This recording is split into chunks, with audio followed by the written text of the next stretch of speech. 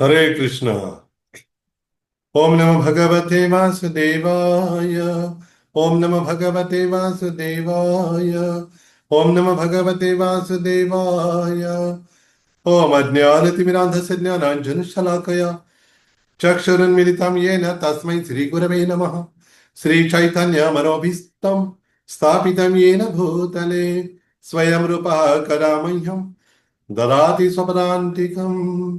वन्देऽहं श्रीगुरोः श्रीयुतपदकमलं श्रीगुरुन् वैष्णवांश्च श्रीरूपं सागरजातं सहगण रघुनाथान्वितं तं सजीवं साद्वैतं सावधूतं परिजनसहितं कृष्णचैतन्यदेवं श्रीराधा कृष्णपादान् सहगण ललिता श्रीविशाखान्वितांश्च। हे कृष्ण करुणा सिन्धो दीनबन्धो जगत्पते गोपेश गोपिकान्त राधाकांत नमोस्तुते।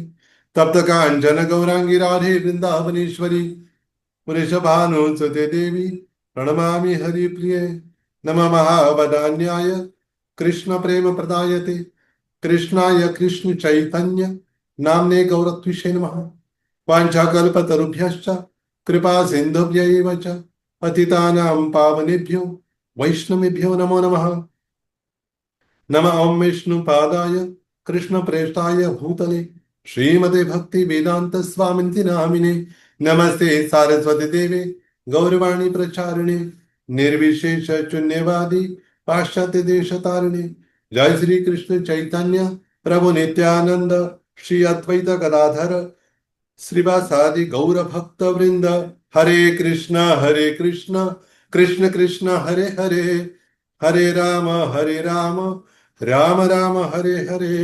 मोकं करोति वाचालं पंगं लंघयते गिरिं यत्कृपातमहं वन्दे श्रीगुरुं दीनतारिणं परमानन्दमाधवं श्रीचैतन्यम् ईश्वरम्।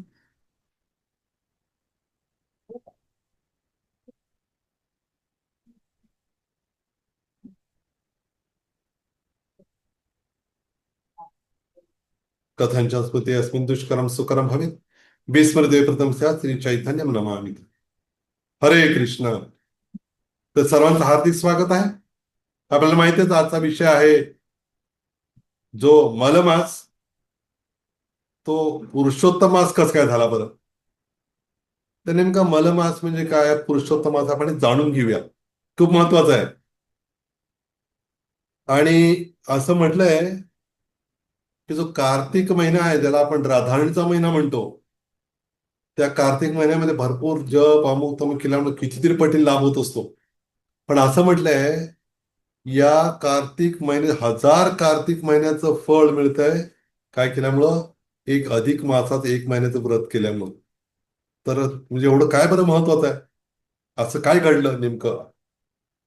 तर असा उल्लेख आहे की जेव्हा आपण पाहतो की थोडस कॅल्क्युलेशन आहे,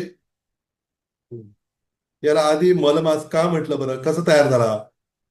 तर आपल्या पंचांगामध्ये दोन प्रकारची गणना असते तिथींची. तिथ्यांची नाही म्हणतो आपण, तिथींची म्हणतो अनेक वेळा. तर त्याच्यामध्ये जे सौर वर्ष आहे, 2 वर्ष, सौर वर्ष आणि चांद्र वर्ष. सौर सूर्याच्या गतीच्या याच्यानुसार पण दिवस वगैरे गणले जातात, त्याचप्रमाणे चंद्राच्या गतीनुसार नुसार सुद्धा. आता सूर्याच्या गतीनुसार काय होतं, सौर वर्ष एक 365 दिवसांचं असतं, माहिती आहे आपल्याला, एक वर्ष म्हणतो ते सौर वर्ष आहे. आणि चंद्राच्या गतीनुसार 354 दिवस लागतात त्याला. हम्म. म्हणजे एक 11 दिवसाचा फरक पडत जातो दरवर्षी. आणि असं होतं काय होतं मग, 2 वर्ष 8 महिन्यांनी काय होतं, एक हे सगळं फरक जोडण्यासाठी काय होतं, एक महिना मग जादा येतो, 13वा महिना, त्याला अधिक मास म्हणतात. झालं असं की आपल्याला माहित आहे प्रत्येक महिन्याचा अधिष्ठाता आहे कोणतरी, त्याचा नियंत्रक आहे, त्याचा स्वामी प्रत्येक महिन्याचा. तर असं म्हटलंय की हा जो अधिक मास होता, की याला कोणी मालक नव्हता, कोणीच त्याला विचारणारा पण नव्हतं. आणि इतर कसं केलेलं आहे वर्णन, की त्या 12 महिन्यांमध्ये जे नेहमीच येतात दरवर्षी, त्या प्रत्येक महिन्यामध्ये कुठली लीला झाली भगवंताची, काय कुठला सण असणार, विवाहाचे मुहूर्त, अमुहूर्त, मग गृहप्रवेश, सगळं पूर्ण त्या 12 महिन्यामध्ये बसवलेलं आहे. पण झालं असं, या मलमासाचा अधिष्ठाता कोणी नव्हता एकतर, आणि याचा माझा म्हणून स्वीकार पण कोणी करत नव्हतं. देवतांनी पण तिरस्कृत केलं, सर्वांनी तिरस्कृत केलं, आणि हा महिना एक्स्ट्रा आलाच कसा बाबा? काय याचं काय देणे घेणे? हा म्हणजे काय असं म्हणजे काय टिकावून हे टाकावं आहे तसं विष्टाच आणि मल, याला मलमास म्हणू लागले पुन्हा. असं झालं एकदम पद्धतपणाचं वर्णन आहे. आणि त्या महिन्यामध्ये कुठले मुहूर्त नाही, काय नाही, शुभ कार्य करायचं नाही. मग फारच त्याची एकदम उपेक्षा होऊ लागली त्या मलमासाची, त्या अधिक मासाची. अधिक आला तर एक्स्ट्रा आला ना तो. आणि त्यामुळं खूप दुःखी झाला, सगळं तिरस्कार करत होते.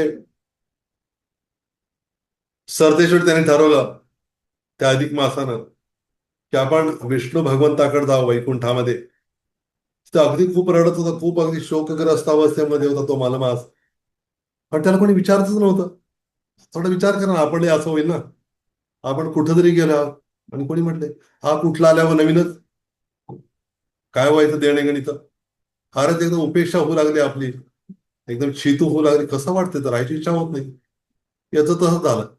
हा विष्णू भगवंताकडे गेला, आणि मग विष्णू भगवान म्हटले, अरे काय झालंय का तुला बाबा, काय एवढं रडतो काय वैकुंठात तू? काय तुझी काय अडचण काय? म्हणे मी असं, अधिक मास आहे मी, सगळे मला मलमास म्हणतायत, माझी ओळख न पाळत, कुठलं कार्य करू शकत नाही त्या महिन्यामध्ये, काय तिथे हे आणि काय काय मी कसं करू मग? कोण माझा वाली? विष्णू भगवान म्हणले, असं करूया म्हणे आपण, पुढे जाऊया, गोलोक वृंदावन जाऊ म्हणे. तिथे साक्षात श्रीकृष्ण, मी ज्यांचा विस्तार आहे ते श्रीकृष्ण आहे तिथं, राधाकृष्ण, आणि ते सगळे सवंगडी गोपी सर्वांमध्ये ते तिथं असतात नेहमी. तिथं जाऊया म्हणे आपण. ते पोहोचले सगळे. आणि ही कथा जी आता मी सांगतोय, कथा माहितीये कधी झाली सुरू व्हायची सुरुवात? नैमिषारण्यमध्ये सूत गोस्वामींनी जे परीक्षित महाराजांना शुकदेव गोस्वामींना, म्हणजे शुकदेव गोस्वामींनी परीक्षित महाराजांची कथा सांगितली गंगेच्या काठावर. ती कथा ऐकून आले होते सूत गोस्वामी, आणि ती कथा परत सांगितली होती सर्वांना. आणि शौनक आणि इतर ऋषींनी खूप विचारलं होतं, अहो म्हणे आम्हाला कळलंय शिवदेव गोस्वामींनी परीक्षित महाराजांना भागवत सांगितलं, तुम्ही होता तेव्हा, आम्हाला पण सांगा. मग तेव्हा रेकॉर्डिंग करायची गरज नव्हती, लिहायची गरज नव्हती, पूर्ण ऐकली की आहे तसंच सांगू शकत होते. सुंदरने त्यांनी सांगितलं होतं. पुन्हा विचार लागले सर्वजण, की म्हणे आम्ही असं ऐकलंय पुरुषोत्तम मास म्हणून आहे, त्याचं खूप महत्व असतं, काय बरं कसं काय आम्हाला जाणून घ्यायचंय. मग ते म्हणाले की जेव्हा, मी सांगतोय म्हणजे तुम्हाला, याचं महत्व असं आहे की जेव्हा सूत गोस्वामी म्हणाले की तेव्हा एकदा अशी घटना घडली की भगवान श्रीकृष्ण काम्यवनामध्ये आलेले होते.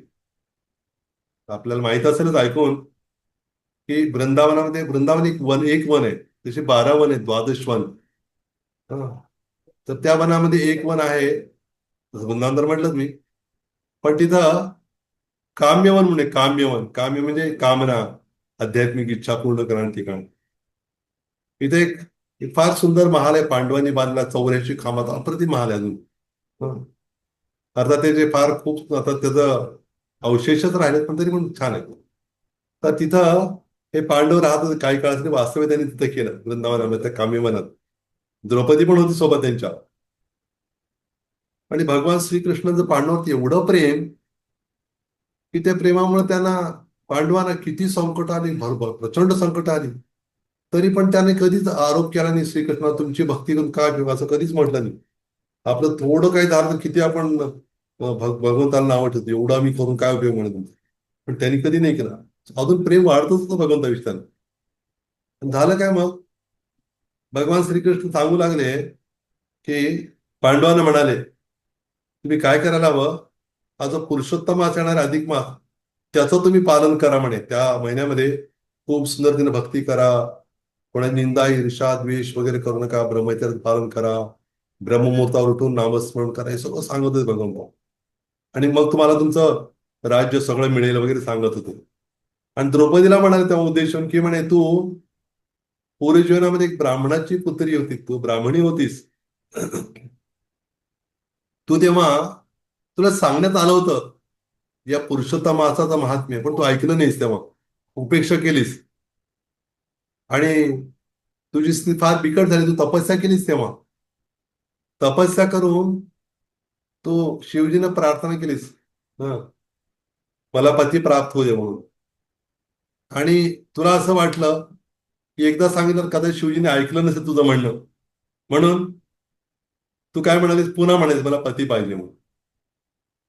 शक्यतो आपण ऐकलेलं असं ना, एखादा वर मागतो ना, वर मागितला काय म्हणतात मग वर देणारे, तथास्तु म्हणतात. पण तसं तिने काही ऐकलं नाही. तिला वाटलं कदाचित शिवजी माझं बोलणं त्यानं ऐकून गेलं नसेल का, म्हणून ती काही दुसऱ्यांदा म्हणाली, तिसऱ्यांदा, चौथ्यांदा, 4 वेळा म्हणाली, तरी पण असं काही प्रतिसाद मिळाला नाही शिवजींकडनं तिला. त्यानंतर ती 5व्यांदा म्हणाली मला पती हवा सुंदर म्हणून.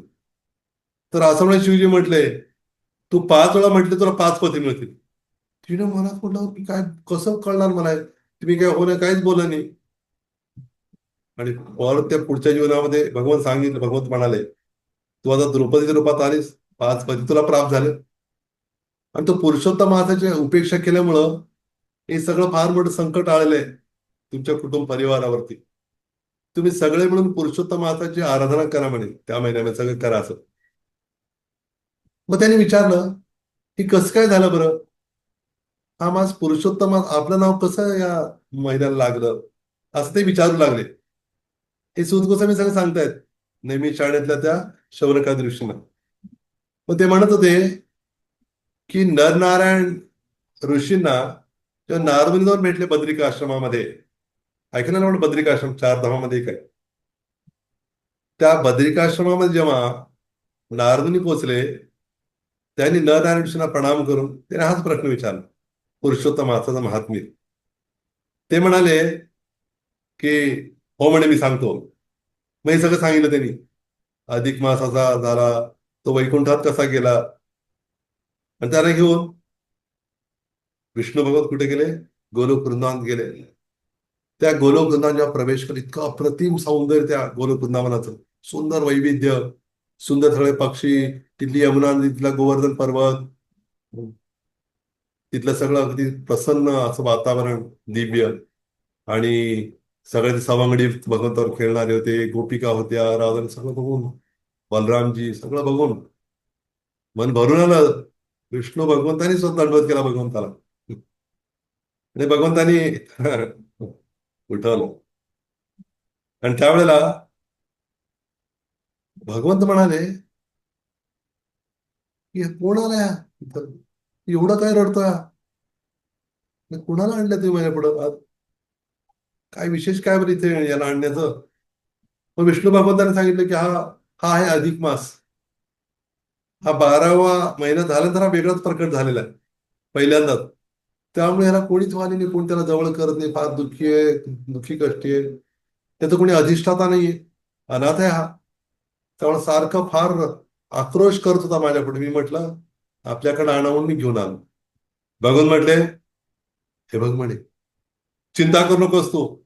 मी असताना मी असताना तू अनाथ कसं होऊ शकतोस? उलट मी काय करेन तुला, मी मी बांधतो येता अधिष्ठाता. आणि हा तू जो मलमास म्हटला होता ना, तू मलमास नाहीस म्हणे आता. तू आता पुरुषोत्तम मास या नावाने ओळखला जाशील. सगळ्या देवतावर सगळीकडे फार तुझी चर्चा होईल. सर्व महिन्यांमध्ये तुझं महात्म्य खूप मोठं असणार आहे. तुझ्या त्या त्या कालावधीमध्ये, त्या मासामध्ये जे कोणी माझी आराधना करतील, स्तुती करतील, माझं नामस्मरण करतील, हं, हे सगळं इतकं त्यांना लाभ होईल. म्हणजे त्यांना इतर महिन्यापेक्षा सुद्धा, इतर महिन्याच्या तुलनेनं या तुझ्या महिन्यामध्ये, ज्याला मी माझंच नाव देतो, तो माझाच महिना आहे, त्याला प्रचंड लाभ होणार आहे. मी त्याच्यावर खूप प्रसन्न होणार आहे, असं भगवान स्वतः म्हणतायत. त्यामुळं तू निश्चिंत होऊन जा म्हणे आता. आता तू अनाथ समजू नकोस. तू आता मलमास नाहीयेस. तुला कोणी नाव ठेवणार नाही आता. नाव नाही ठेवणार, पण तुझं नाव होणार खूप.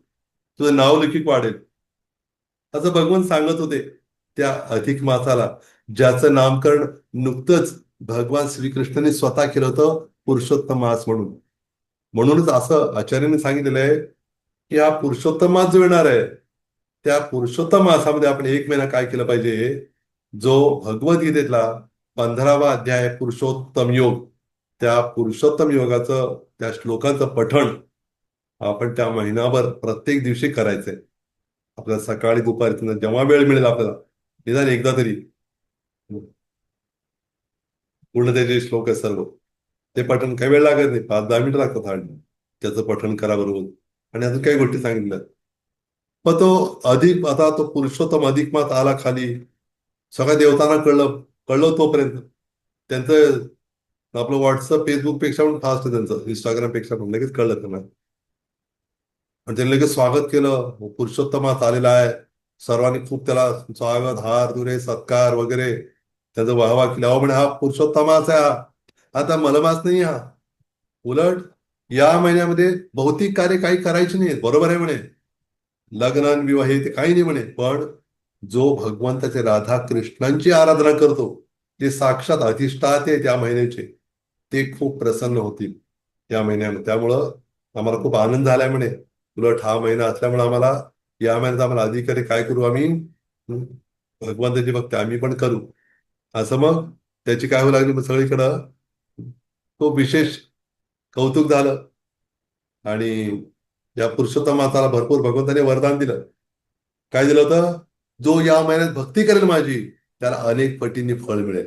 असंही म्हटलेलं आहे, जो कार्तिक महिना आहे, त्या कार्तिक महिन्याच्या म्हणे 1000 पटीनं फळ मिळतंय पुरुषोत्तम मासामध्ये भक्ती केल्याचं. त्याचा कार्तिक महिना काही कमी महत्वाचा आहे असं नाही, पण त्या पुरुषोत्तम मासाला भगवंताने खूप विशेष आपलंच नाव दिलं साक्षात. आणि जो दुर्बल, साधना चांगली जरी नसली तरी जेवढी काय करू, त्याचं भरघोस फळ आपल्याला मिळणार आहे. पण चांगली केली तर किती होईल. पण हा महिना पवित्र आहे. आणि हा महिना आत्मशुद्धीसाठी खूप महत्वाचा आहे. आध्यात्मिक प्रगतीची संधी खूप आहे. भगवंताशी नातं दृढ करण्याचा काळ आहे. आपलं नाम जप, श्रवण कीर्तन करणं, भागवत वाचन. हं? पण आपण भागवत वाचन सुरू करतोय अधिक मासाच्या पहिल्या दिवसापासून. आणि या महिन्यामध्ये जे काही दान दिलं जाईल पुरुषोत्तम मासामध्ये, त्याचं कितीतरी पटीनं फळ मिळतं त्याला, त्या हे करणाऱ्याला, दान देणाऱ्याला. त्यामुळे आपण भूवैकुंठ मंदिरात जर दान दिलं, इतके भगवंत प्रसन्न होतील, खूपच प्रसन्न होतील भगवंत. आणि त्यामुळे त्याचं फळ अनेक पटीने प्राप्त होतं. आपला पाप क्षय होतो, मन शुद्ध होतं, भक्ती वाढते, भौतिक जगाविषयी वैराग्य, जीवनात शांतता, भगवंताची मोठी कृपा, आणि विशेष विशेष करून भगवंताच्या चरणकमलांशी आपलं नातं अधिक दृढ होतं. हे फार महत्वाचं आहे. त्यासाठी आपण हे विशेष हे करायचं, काही गोष्टींचा त्याग करायचा, काही गोष्टींचा स्वीकार करायचा. हा, मोबाईलचा उपवास करायचा आपण जास्त त्या वेळेला. आपण मोबाईलशिवाय जगू शकत नाही. पण काय वाटलं पाहिजे आपल्याला, आपण भगवंताशिवाय जगू शकत नाही. हरिनामाशिवाय, भागवताशिवाय, भगवंताच्या दर्शनाशिवाय, जप केल्याशिवाय, असं आपलं असलं पाहिजे. म्हणजे उपवास आपण याची निंदा त्याची निंदा, हे झालं ते झालं, इकडे युद्ध झालं इकडे हे झालं, असं सगळं चर्चा करत बसण्यापेक्षा आपण काय करावं, पूर्ण आपल्या स्वतःला केंद्रित करा भगवंताच्या भक्तीमध्ये. आणि म्हणून या महिन्यामध्ये पुरुषोत्तम मासामध्ये विवाह, गृह प्रवेश, नवीन भौतिक गोष्टींची सुरुवात नाही केली जात. ते म्हणून तरी आपल्याला वेळ मिळतो, ते करताना त्यातच वेळ जातो आपण. पण एक महिन्यासाठी त्या सगळ्या गोष्टी थोडी स्थगित करून, कधी स्थगिती मिळते ना, की या गोष्टींसाठी स्थगिती आता, ही करायची नाही म्हणे. कोर्टाचा आदेश असतो ना, ते जैसे थे ठेवा म्हणे, त्याला काय करता येणार नाही, स्थगिती आहे, तुम्ही आता काय करू शकत नाही. म्हणजे भौतिक गोष्ट सॉरी, त्याच्या पुढचं तर काही करता येणार नाही तुम्हाला. म्हणून ना पद्मपुराणातच म्हटलं स्पष्टपणे, 1000 पटीनं जास्त फळ देणारा पुरुषोत्तम मास आहे. आणि हे विशेष करून नारदीय पुराणामध्ये याचं वर्णन आलेलं आहे. आणि या महिन्यामध्ये आपल्याला अधिक मास जो आहे त्याच्यामध्ये जो भगवंत पुरुषोत्तम, पुरुषामध्ये उत्तम, मी मगाशी सांगितलं की भगवंत काय करत त्या महिन्यामध्ये, आपल्या भक्तांना विशेष काय करतात बरं? कृपा करतात, कारण भगवंतांनी तो महिना आपला स्वतःचा म्हणून स्वीकार केलेला. ते स्वतः लक्ष देतात. इतरांना लक्ष देतात अर्थातच, पण त्या अधिक मासामध्ये किंवा पुरुषोत्तम अधिक मासामध्ये भगवंत त्यांच्याशी जवळीक साधणाऱ्यांवर विशेष कृपा करतात इतर वेळेच्या तुलनेने. म्हणून जास्त महत्वाचं आहे आपल्यासाठी. आणि त्यावेळेला मी जर सांगितलं, एक तर आपल्याला हे म्हणायचंच आहे, कुठलं 15 रोज पठण करायचं श्लोकांचं. त्याशिवाय अजून एक मंत्र आहे, ते पण म्हणू शकतो आपण. आणि तो मंत्र असा आहे, तर आपण शक्य असेल तर आपण घेऊन घ्या, किंवा काय शक्य आहे, किंवा मी आपल्याला वेगळ्या ग्रुपवर पाठवेन, हे जे लिहिलेलं मी सांगतोय ते, की हे रोज म्हणा वगैरे असं. तसं करूया आपण. किंवा एखादं त्याचं पोस्टर बनवू, की त्या महिन्यामध्ये काय काय करायचंय. ते पण डिटेलच मी काय करेन, ते सगळीकडे पोस्ट करेन आज उद्यामध्ये, जेणेकरून सर्वांना लाभ होईल. तो मंत्र असा आहे, रोज म्हणायचं आहे, गोवर्धन धरम वंदे गोपालम गोपरूपिणम गोकुलोत्सवमीशानम गोविंदम गोपिका प्रियम. अजून एकदा म्हणता ऐका. गोवर्धनधरं वन्दे गोपालं गोपरूपिणं गोकुलोत्सवमीशानं गोविंदम गोपिका प्रियम. म्हणजे हे गोवर्धन वंदे म्हणजे भगवंत कृष्ण गोवर्धन धारण करतात आणि गोपालांना प्रिय आहेत. तर भगवंत त्या गोकुळातले भगवंत आहेत, स्वामी आहेत, गोविंद आहेत ते, आणि गोपिकांना खूप प्रिय आहेत. बरेच जण त्या पुरुषोत्तम मासामध्येच जन्माष्टमी अमकं भरपूर सगळे उत्सव साजरे करून घेतात. कारण त्यांना माहिती इतर वेळेस साजरा करण्यापेक्षा आता साजरे की जास्त लाभ होईल आपल्याला. आणि अजून एक म्हणजे, आपल्या जवळपास जर नदी असेल तर आपण नदीमध्ये दररोज स्नान करणं फार चांगलं समजलेलं आहे. म्हणजे तळ्यात विहिरीत पेक्षा पण नदी स्नान करणं सर्वश्रेष्ठ समजलेलं. तर त्यामुळं आपल्याला पंढरपूरला शक्य असलं यायचं असं येऊ शकता, किंवा इथं इथं असेल किंवा स्मरण करू शकता गंगेचं वगैरे.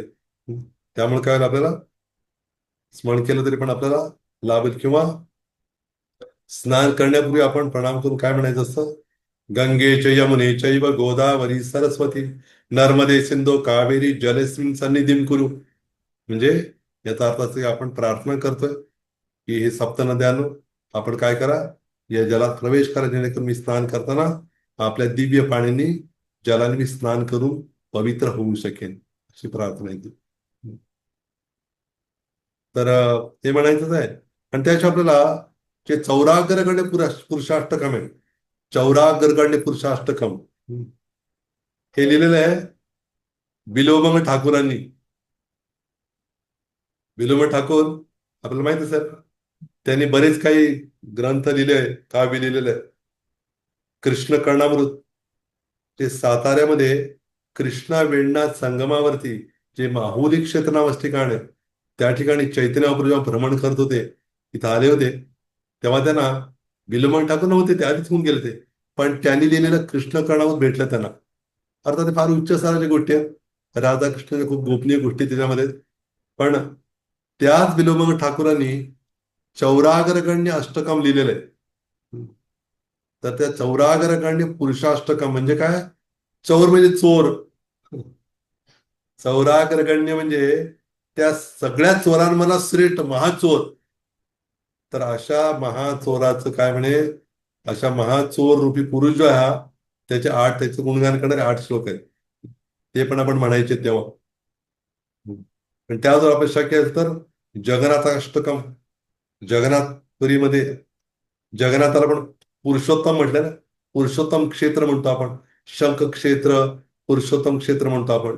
म्हणून त्या पुरुषोत्तमाचं गुणगान म्हणून आपण जगन्नाथ अष्टकम पण म्हणू शकतो. त्यावेळेला बऱ्याच गोष्टी आहेत, पण आपल्याला आपल्या क्षमतेनुसार आपण प्रयत्न करा. शिवाय नंदनंदन अष्टकम आहे, ते म्हणू शकता. हे सगळं एक मॅडम पाहिलंच आहे, PDF आहे, ते मी शेअर करेन सगळ्या ग्रुपवरती. हे म्हणायचा प्रयत्न करा म्हणून जेवढं शक्य होईल. पुन्हा राधा कृपा कटाक्ष स्तोत्र, हे पण आपण म्हणू शकताय. तर हे बरेच गोष्टी आहेत. पुन्हा गोपी गीत आहे, ज्या गोपीगीत भगवान श्रीकृष्ण जेव्हा राधाराणी आणि गोपींवर रासला करताना त्या गोपींच्या मला थोडंसं असं वाटलं बघा आम्ही किती भाग्यवान आहोत. आता ते वाटणं काही भौतिक दृष्टीने दिव्य आहे ते. पण भगवान श्रीकृष्ण अंतर्धान पावले, त्यांना शोधू लागले मग. मग त्या गोपीने हे गीत गायलं होतं. आणि राजा प्रतापरुद्र जगन्नाथपुरीमध्ये चैतन्य महाप्रभूचे चरण दाबत असताना हेच गोपीगीत म्हणत होते. आणि हे गोपीगीत म्हणता म्हणता जेव्हा इतका आनंद होत होता चैतन्य महाप्रभूंना, कारण चैतन्य महाप्रभू साक्षात कृष्ण जरी असले ते राधाराणीच्या भावनेमध्ये आहेत. आणि राधाराणीच्या भावामध्ये ते काय करतायत, ते कृष्णाचं गुणगान करतायत. तो त्यांना आनंद लुटायचा आहे. राधाने माझं गुणगान करून तिला कसा आनंद होतो हे जाणून घेण्यासाठी तर कृष्ण राधांचा भाव आणि रंग घेऊन बनले चैतन्य महाप्रभू. तर ते हे गोपीगीत गात होते तेव्हा महाप्रभू खूप प्रसन्न झाले. पहिला श्लोक म्हटला, दुसरा 9वा श्लोक म्हटला, इतका आनंद वाढत होता त्यांचा. पण ते अजून ऐकत राहावंच वाटतं. पण 9वा श्लोक म्हटल्या म्हटल्या एकदम उठले आणि आलिंगन दिलं राजाला. कुठला श्लोक म्हणत होते? गोपीगीला गीतातला 9वा श्लोक. तव कथामृतम तप्त जीवनम कविभिरीडितम कल्मषापहम श्रवणमंगलम श्रीमदाततम भुवि गृह्णन्ति ते भूरिदा जनः. त्याचा अर्थ असा आहे, त्या गोपी म्हणता, हे कृष्ण तुम्ही आता दिसत नाही आम्हाला, तुम्ही निघून गेलाय. पण तुमच्याविषयी आम्ही जे श्रवण करतो ना, ऐकतो ना, ते ऐकल्यामुळे काय होतं म्हणे, लाभ काय होता आम्हाला? तव कथामृतम, तुमच्या कथा अमृताप्रमाणे आहे. तप्त जीवन, आमचं जे तापलेलं जीवन आहे, हे कसलं तापलेलं जीवन? विरहाच्या अग्नीमुळं. कल्मशाप म्हणजे शांत होता म्हणे. आणि श्रवणमंगलम, तुमच्याविषयी ऐकणं मंगलमय आहे, अतिशय उच्च दर्जाचं आहे. आणि जे तुमचे शुद्ध भक्त आहेत ते संपूर्ण पृथ्वीवर काय करतात? तुमचं गुणगान करत फिरत असतात म्हणून. असं एक गोपीगीत आपण त्यावेळेला म्हणणं शक्य असेल आपल्याला. सगळ्याच गोष्टी शक्य नाही होणार. ते म्हणणार मग खायचं कधी, प्यायचं कधी? म्हणून आपल्या झेपे तेवढं हे करा. शिवाय ब्रह्माजींनी जी स्तुती केली भगवंताची, हम्म, ब्रह्मदेवाने भगवंताची वासराणी सवंगडी बाळगोपाळांना पळवलं होतं, गोप बालकांना. आणि 1 वर्षभर लपून ठेवलं. पुन्हा खाली आले, बघितलं तर काय, सगळं आहे तसेच तेच. आणि त्याच्या आधी आहे तसं बघितलं, थोड्या वेळ बघितलं तर काय, की भगवंत आपल्या डाव्या हातात दही भातात घास घेऊन फिरू लागला शोधायला. ते पहिलं दृश्य दिसलं. आणि पुन्हा बघितलं, अरे लपून ठेवलेलं पण तिथं आहे ते सगळे गुहेत ठेवलेले मी, याची बाळ गोपाळ आणि वासर इथं पण दिसत.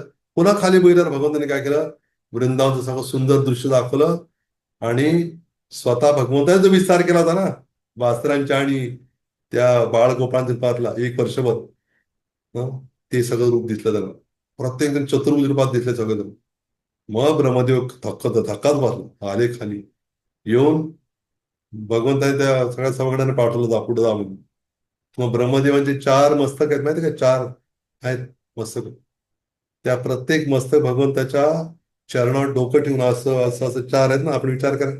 असं डोकं प्रत्येक ठेवून रडत होते, प्रार्थना करत होते, क्षमा मागत होते भगवंताची. आणि मग त्यांनी जी स्तुती केली भगवंताची, ती स्तुती पण महत्वाची. ती स्तुती पण आपण आपल्याला शक्य तर म्हणू शकता. त्याचं प्रिंट काढून घेऊन आपण काय करा, ते आपण जे शक्य असेल तर आपण थोडा प्रयत्न करा त्यातलं म्हणण्याचा. अशा बऱ्याच गोष्टी आहेत. आणि त्याशिवाय मुख्य तर आपण मंदिरात असाल, जवळपास मंदिर असेल आपल्या, तर ब्रह्ममुहूर्तावर जी मंगलारती, इस्कॉनच्या मध्ये ती मंगलारती अटेंड करा, ती चुकवू नका. तर शक्य नसेल आपल्याला, मंदिर जवळ नसेल, तर इस्कॉनचं वृंदावन आहे, मायापूर आहे, बऱ्याच मंदिराची लाईफ. आता परदेशातल्या मंदिराची होती पण ते टायमिंग आपल्याला मॅच होणार नाही. हं. पण आपलं जे भारताचं टायमिंग असलेले विशेष मायापूर आणि वृंदावन, तर तिथे जेव्हा ही मंगलारती असते तर ती मंगलारती अटेंड करू शकतो आपण. त्याचा लाभ होईल आपण. आणि विशेष पण आपण समजू शकतो की हे जे अं, ब्रह्ममुहूर्ताची मंगलारती आहे, त्या मंगलाचा फार मोठा फायदा असा आहे की ती जी मंगलारती ज्यांनी लिहिलेली आहे त्याला आपण तो गुरुअष्टक म्हणतो ना, गुरुअष्टकम. ते गुरुअष्टकम जे आहे ते लिहिलं आहे श्रील विश्वनाथ चक्रवर्ती ठाकूरांनी, ते प्रभुपांच्या गुरूंचे गुरुचे पूर्व ते आचार्य आहेत, त्यांनी जे 8 श्लोक जेव्हा लिहिले, त्या 8 श्लोकांचा श्रील प्रभुपादांना परदेशात जाऊन प्रचार करण्यासाठी खूप फायदा झाला मोठा. अर्थात फक्त आठवायचं नाही, पण सगळ्यात विशेष करून काय फायदा झाला बघा त्यांना. जेव्हा भगवान श्रीकृष्ण गीतेत म्हणतात ना, व्यवसायात्मिका बुद्धीर एकेह कुरु नंदन बहुशाखा ह्यनंताश्च बुद्धयो अव्यवसाय नाम. दुसऱ्या अध्यायातला श्लोक आहे. भगवान म्हणतायत, जो कोणी म्हणे ज्याची बुद्धी माझ्या भक्तीमध्ये दृढ किंवा स्थिर आहे, तर तो काय होतो म्हणे, त्याची बुद्धी व्यवसायातून बुद्धी आहे, म्हणजे फाटेने पुढले. पण त्या उलट ज्याची बुद्धी माझ्यावर स्थिर नाही, काय होतं म्हणजे त्याला बहुशाखाहीन ताश्च, भरपूर फाटे फुटतात त्याच्या बुद्धीला, एक स्थिर करू शकत नाही माझ्यावर तो म्हणे. तर प्रभुपाद जी व्यवसायात्मिक बुद्धी शब्द भगवंताने वापरलेला आहे, ती व्यवसायात्मिक बुद्धी म्हणजे नेमकं काय बरं, ती कसली बुद्धी, हे जाणून घेण्यासाठी प्रभुपादांनी काय केलं होतं, त्या श्लोकावरचं श्रील विश्वनाथ चक्र ठाकूरांचे भाष्य लिहिलेलं आहे भागवतावरचं पूर्ण. पण विषय त्या श्लोकाविषयी बघितलं, बघूया श्रील विश्वनाथ चक्र काय म्हणतात बघितलं. तर श्रील विश्वनाथ चक्र ठाकूरांनी त्या श्लोकाच्या तात्पर्यामध्ये त्याचं विश्लेषण विस्तार करताना हे जे गुरुअष्टकाचे श्लोक कोट केले होते, आणि ते तो 8व्या श्लोकात म्हटलं होतं, यस्य प्रसादात भगवत प्रसादो यस्य प्रसादात न गती कुतोपि ध्यायं स्तुवंस्तस्य यशस्त्री संध्यां वंदे गुरु श्री चरणारविंदम. ते म्हणतात की यस्य प्रसादात भगवत प्रसाद, तो श्लोक ते म्हणतात की ही व्यवसायात्मिक बुद्धी आहे म्हणे. म्हणजे काय, गुरूंचा आदेश ही व्यवसायात्मिक बुद्धी आहे. म्हणून म्हणतात ना, यस्य प्रसादात भगवत प्रसादो, गुरूंची कृपा झाली, मग त्यांच्या आदेशाचं पालन केलं तरच भगवंत प्रसन्न होणार आहेत. आणि यस्य अप्रसादान म्हणजे गुरूंची कृपा नसेल तर मग भगवंताची कृपा पण होत नाही आपल्याला. आणि मग कसं म्हणे, ध्यायन स्तुवन ध्यायंतू नाही, काय ध्यायंतू बसणे, ध्यायन स्तुवन स्तस्य, म्हणजे ध्यायन स्तुवन अस्य म्हणजे ज्यांचं ध्यान ध्यान करणं, स्तुवन म्हणजे स्तुती करणं. म्हणून काय करतो म्हणे आम्ही, अशा गुरूंचं, म्हणजे कशा, ज्यांच्या कृपेने भगवंताची कृपा होत मिळते, ज्यांची कृपा नसली तर भगवंताची कृपा होत नाही, अशा गुरूंचं मी काय करतो, ध्यान करतो, स्तुती करतो. आणि यशः स्त्री संध्यम, यशस्त्री, स्त्री नाही, स्त्री, यशः स्त्री एकत्र केलं कसं मग, यशस्त्री संध्यम. म्हणजे 3 संध्या, सकाळ दुपार संध्याकाळी मी काय करतो, अशा माझ्या विशेष महान गुरूंचं, गुरु महाराज मी काय करतो, स्मरण करतो. त्यांच्या आदेशाचं स्मरण करतो मी. त्यांनी जी मला सेवा दिलेली आहे, त्यांनी मला ते शिकवलं, ज्ञान दिलं, त्याचं मी स्मरण करतो म्हणे. जेणेकरून मला अजून पक्क काय होईल, निर्धार होईल माझा, की मला त्यांच्या आदेशाचं पालन करायचं ते म्हणून. तर प्रभुपाद लगेच क्लिक झाला, हो बरोबर आहे, मला माझ्या गुरुंनी सांगितलेलं आहे की परदेशात जाऊन प्रचार कर, जेव्हा तुला कधी धन मिळेल, तू काय कर, लगेच पुस्तकांची छपाई करून त्याचे वितरण करून ते प्रकाशित कर तू, असं सांगितलंय त्यानं. ते आठवलं.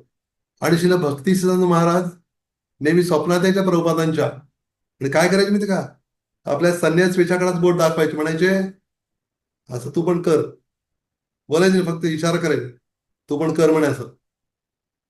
आणि सत्यशेवटी प्रभुपादांच्या लक्षात आलं की मला संन्यास घेणं आवश्यक आहे संपूर्ण विश्वात प्रचार करण्यासाठी. मग त्यांनी संन्यास घेतला. आणि जे 8 श्लोक सांगितले ना गुरु अष्टकमचे, त्याचं फलश्रुती म्हणून प्रत्येक अष्टक असतं जे लिहितात ते शेवटी फलश्रुती लिहितात. तसं जगन्नाथ अष्टकमची फलश्रुती आहे खाली, जे पांडुरंग अष्टकम आहे त्याच्यावर फलश्रुती आहे, रोज 8 श्लोक जो म्हणेल तो कसं वैकुंठात जाईल असं म्हणेल ना, तसं श्रील विश्वनाथ चक्र ठाकूर या 8 श्लोकांची फलश्रुती 8 श्लोक झाल्यावर नाही लिहित, सुरुवातीलाच लिहितात. म्हणतात ते, जो कोणी प्रत्येक दिवशी ब्रह्ममुहूर्तावरती या 8 श्लोकांत अतिशय गंभीरतेनं त्याचा अर्थ जाणून उच्चारण करेल किंवा गायन करेल, त्याला या जीवनात शेवटी गोलोक वृंदावनानंद साक्षात राधा कृष्णांच्या चरणकमलांची प्राप्ती होईल. त्याची दिव्य प्रेममय सेवा त्याला प्राप्त होईल असं लिहिलं त्यांनी. पण ते जर आपण 8 श्लोक रोज ब्रह्ममुहूर्तावर त्यातले विशेष करून पुरुषोत्तम मासात म्हटलं, तर ती एक एक मंगलाती आपल्याला 100 पटीनं मंगलाती केल्याचा लाभ देणारी आहे आपल्याला. आपण किती लाभ घेतला पाहिजे बघा तुम्ही. तर त्यामुळं हा महिना आपण थोडस इतर सगळी जी कामं त्यावर काय लग्नाला जायचं आणि हे काय नसतं, त्यावर काय मुहूर्तच नाही कुठलं. हं? त्यामध्ये पण आपल्याला फोकस करता येईल जास्त. वेळ नाही हे ते सगळं असतं, पण निदान या महिन्यात तरी पुरुषोत्तम मास तरी आपण खूप चांगलं काय केलं पाहिजे, लाभ घेतला पाहिजे या गोष्टींचा. शिवाय भागवत श्रवण आहे, अध्ययन, कॉमन रिडिंग एकच आपण जे सुरू करतोय 17 तारखेला रात्री 8 वाजता. का बरं? कारण आपण ऐकतो, पण ते प्रभुपादाच्या ग्रंथाचं अध्ययनही गरजेचं आहे. आपल्याकडे ग्रंथ असेल तर उत्तम, नसेल तर आपण ते PDF मधनं बघून काय करू शकतो, आपण त्या ठिकाणी बघू शकतो तो हे आहे असं म्हणून. तर हा फार मोठा फायदा आहे आपल्यासाठी. तर आपण काय करूया, त्याचा पूर्ण लाभ उठवूया. असं एखादी गोष्ट आपल्याला दिली असेल आणि आपल्याला त्याचं महत्व खूप कळलंय, भले आपल्याला आवडो ना आवडो, पण महत्व कळणार आपण काय करतो, अरे केलं पाहिजे आपण. त्याचा आता जर कधीतरी फायदा होणार असा लाभ तो भक्त नेहमी घेत असतो. आणि म्हणून आपण हेच करायचं की आपण त्याचा पूर्ण लाभ घ्यायचा आहे, त्यासाठीच केलेलं आहे. असं म्हटलं एखादा भक्ती में थोडा कच्चा असेल, तेवढं गांभीर्य नसेल भक्तीमध्ये अजून, तर त्याला हे जो अधिक मास आहे ना, त्याला खूप विशेष कृपा करणार आहे. तर आपण काय करू, थोडक्यामध्ये हे जे 15 पुरुषोत्तम योग आहे, थोडक्यात आपण हे करू त्याचं धावती भेट. का बरं 15 काय विशेष काय बरं, थोडक्यात आपण घेऊया त्याचं धावती भेट या द्यायला देऊया. मग याच्यामध्ये असं म्हटलेलं आहे, नाव दिलं पुरुषोत्तम योग. आणि भगवंत सुरुवातीलाच या भौतिक जगाची अवस्था सांगतो आपल्याला. या भौतिक जगाची अवस्था कशी आहे, कसं आध्यात्मिक जगाच्या, मी श्लोक नाही घेणार त्याच्यातला आशय सांगतोय फक्त. बघा भगवंत सांगतात या अध्यायामध्ये की भौतिक जगाची अवस्था कशी आहे, आध्यात्मिक जगाच्या उलट. तिथे जे चालतं ते सगळं उलट पुलटच इकडं. म्हणजे अगदी थोडक्यात सांगायचं झालं तर आध्यात्मिक जगामध्ये जे प्रेम आहे, ते प्रेम इथं येतं कामाच्या रूपामध्ये. असं आपण म्हणतो ना, सर्वात शुद्ध पाणी कुठलं आहे, जे आकाशात आभाळात नेतं ना पाणी, जे पावसाचं पाणी म्हणतो आपण, ते पाणी शुद्ध म्हणतो आपण सर्वात. पण ते शुद्ध कधीपर्यंत म्हणतो आपण, जमिनीला, भूमीला स्पर्श करेपर्यंत ते शुद्ध म्हणतो. त्या भूमीला स्पर्श होताच काय होतं, त्याचं त्याच्यात सगळे माती किंवा दोष मिसळले जातात, ते शुद्ध नाही म्हणतो आपण त्याला. तसंच आपण भगवंत धामात सगळं काही शुद्ध आहे, विशुद्ध आहे, 100% प्युअर आहे. त्यात काही मिलावट नाहीये. एखाद्या पदार्थावर लिहिलं असं ना, नो ऍडेड फ्लेवर्स, नो परमिटिव्ह, पहिले म्हटलं ना, नो केमिकल, नो हे लिहिलं असं. आहे तसं देतोय आम्ही तुम्हाला. तसं भौतिक जग हालचाल करतं 3 गुणांच्या प्रभावाने, प्रत्येक 3 गुणांच्या प्रभावानं कार्य करतं. पण आध्यात्मिक जग त्रिगुणातीत आहे, विशुद्ध सत्वात आहे. म्हणून पुरुषोत्तमाची आराधना या पुरुषोत्तम मासामध्ये आपण जेव्हा करू, सर्व पुरुषामध्ये उत्तम, आपण स्वतःला पुरुष समजतो तथाकथित सो कॉल्ड, त्या खऱ्या पुरुषाची आपली काय बरोबरी पण होऊ शकत नाही. तर त्यामुळं त्यांची आराधना त्यांच्याच मेहनत केली अधिक उत्तम आहे, जास्त लाभ होईल आपल्याला. म्हणून इथं मी म्हटल्याप्रमाणे ते खरं झाड वर आहे म्हणे, उलटं झाड खाली, याची एक उपमा दिली भगवंताने. खरं झाड असं नाही, पण आपल्याला कळण्यासाठी झाड तिथं वर, उलट इथं नदीच्या काठाला थांबतो आपण, आणि झाड असेल, झाड उलट दिसतं पाण्यामध्ये, त्याचं प्रतिबिंब. तसं हे भोवतीचे हे प्रतिबिंब आहे, पण कसला म्हणे, विकृत प्रतिबिंब. का विकृत म्हटलेलं आहे, कारण त्यात विकृती निर्माण झालेली 3 गुणाच्या प्रभावामुळे. कारण ते प्रेम आहे तिथं, इथं काम बनलंय ते. म्हणजे ते काम आपल्याला भगवंताकडे घेऊन जात नाही, तर ठेवतं आपल्या भोवती जगात. पण भगवंत आधीच सुरत सांगतात की असा एक वृक्ष आहे, त्याची झाडं, त्याची मुळं वर आणि झाड खाली दिसतंय. म्हणजे उलट झाड, उलट वृक्ष आहे. तर म्हणे मूळ वर आणि शाखा खाली आहे त्याच्या. तर आपल्याला काय करायचंय, त्या खऱ्या वृक्षाकडे जायचंय म्हणे. त्यासाठी हा जो उलटा वृक्ष आहे तो कापायचा म्हणे आपल्याला. आणि तो उलटा वृक्ष कापण्यासाठी आपल्याला काय करणं गरजेचं आहे म्हणे, काय करायला पाहिजे. भगवान म्हणतात की असंग शास्त्रे दृढेने चित्वा. हे तिथे भगवान म्हणतात की अनासक्ती रूपी शास्त्र, अनासक्ती. आणि त्या अनासक्ती कधी प्राप्त होईल आपल्याला, ज्ञान घेतल्यावर. एखाद्या गोष्ट चांगली नाही हे कधी कळतं आपल्याला, ती चांगली का नाही हे कोणी ज्ञान दिलं तर कळतं, अरे असं आहे का, मला माहितच नव्हतं. आणि तसंच आहे, भौतिक जग असं असं आहे जर कळलं आपल्याला, एवढं भयंकर आहे, तर आपल्याला त्याच्याविषयी काय निर्माण होणार, अनासक्ती निर्माण होणार. एखादा पदार्थ दिलाय आपल्याला समजा, आणि कोणतरी घेऊ लागला आणि कोणतरी नाही घेऊ नका, नाही, काय झालं, हे खराब आहे, त्यात काहीतरी आहे बघ, काय आळेबिळे असतील त्याच्यामध्ये, हो का, फेकून द्या होतं. ते ज्ञान मिळाल्यावर त्याचं अनासक्ती निर्माण झाली. तसं या भौतिक जग किती भयावह आहे, किती संकटमय आहे. पदम पदम यत विपदाम न तेषाम. असं भौतिक जगत आहे. हे कळलं तर मग, म्हणून भागवतामध्ये स्तुती आहे भगवंताची. समाश्रिताये पद पल्लव प्लवम महत्पदम पुण्य यशो मुरारे भवाम्बुधिर वत्स पदम परम पदम पदम पदम यत विपदाम न तेषाम. याचा अर्थ असा आहे, किती सुंदर तिथे हे जुळं शब्द जुळले सगळं. समाश्रिताये पद पल्लव प्लवम. जे कोणी भगवंताच्या चरणकमलांचा आश्रय घेईल, ते चरणकमल एखाद्या प्लव म्हणजे नौकेसारखेच, नावेसारखेच. हम्म. आणि महत पदम पुण्य यशोमरा, ते फार मोठे मोठे लोक आहेत, त्या नावेमध्ये बसून जातात म्हणे. आणि त्यांच्यासाठी काय होतं म्हणे, जे कोणी भगवंताच्या चरणकमलांचा आश्रय घेतील त्यांच्यासाठी हे भवामुदी कसे होते म्हणे, भवामुदीर वत्सपदम. वत्सपद म्हणजे गोपद नाही म्हटलं, वत्सपद म्हणजे गायीच्या वासराच्या खुरामध्ये जेवढं पाणी मावेल तेवढं बनतं म्हणे हा भवसागर. भवांबुधीर वत्सपदम परम पदम. म्हणजे तसं बनल्यामुळे तो परमपदाची प्राप्ती करतो.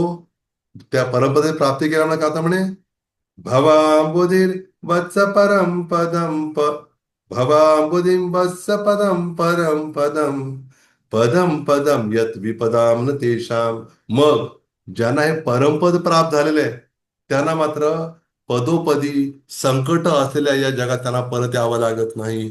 त्या जगाचे काही देणेघेण राहत नाही. असं या पुरुषोत्तम योगामध्ये भगवंताने सांगितलेलं आहे. हम्म. एवढं सगळं म्हणून म्हणतात, ते काय म्हणतात की या असत्संगातनं मुक्त होऊन शरण द्यायला पाहिजे भगवंताची. म्हणजे असं धाम आहे ते. त्या धामामध्ये काय नाही, चंद्र नाही, सूर्य नाही, अग्नी नाही, काय आवश्यकताच नाही. का, तिथं सगळं स्वयंप्रकाशित आहे. इथं अंधाराच्या वेळेला भगवंत काय करतात, सूर्य चंद्र पाठवतात. हं. मध्ये भगवंताचं तेज घेऊन आपल्यापर्यंत पोहोचतात. याच अध्यायामध्ये भगवान सांगतात की सगळे जीव हे माझी लेकरं आहेत, माझे पुत्र आहेत, माझी संतान आहेत. आणि म्हणजेच बघा, भगवंताला तळमळ लागलेली आहे, आपण त्यांच्याकडे जाऊन परत. कोणाचा पुरुषोत्तमात आपल्याला पाठवतात भगवंत, की ज्या वेळेला आपण पुन्हा एकदा काय करू, त्यांच्याकडे जाण्यासाठी आपण तयारी करू. म्हणून भौतिक जगामध्ये असताना इथं याच्यात उल्लेख येतो की की भगवंत काय करतात, स्वतः भौतिक जगामध्ये विविध रूपामध्ये प्रवेश करून काय करतात आपल्याला, इवन पचन जे होतं ना आपल्याला, भगवंत म्हणतात, तर पचन सुद्धा होते ते भगवंतामुळेच होतं पचन आपल्याला. म्हणजे आपण खातोय खरं, पण ते म्हणजे भगवंत म्हणजे हे एवढं सगळं करतात भगवंत आपलं. आपण काय करतो नेमकं, एवढं भगवंत सगळं करून पण काय म्हणतो आपण, काय दिलं केलं माझ्यासाठी देवानं. अरे काय केलं नाही सांग ना आधी. काय केलं म्हणून, काय केलं नाही, आणि आपण काय केलं त्यांच्यासाठी, काहीच नाही. मग याच अध्यायात भगवान सांगतात की मी सर्वांच्या हृदयात वास करतो. तुम्हाला हवी का माझी स्मृती, मिळेल माझं स्मरण. तुम्हाला नकोय का, नाही, काढून घेईन मी.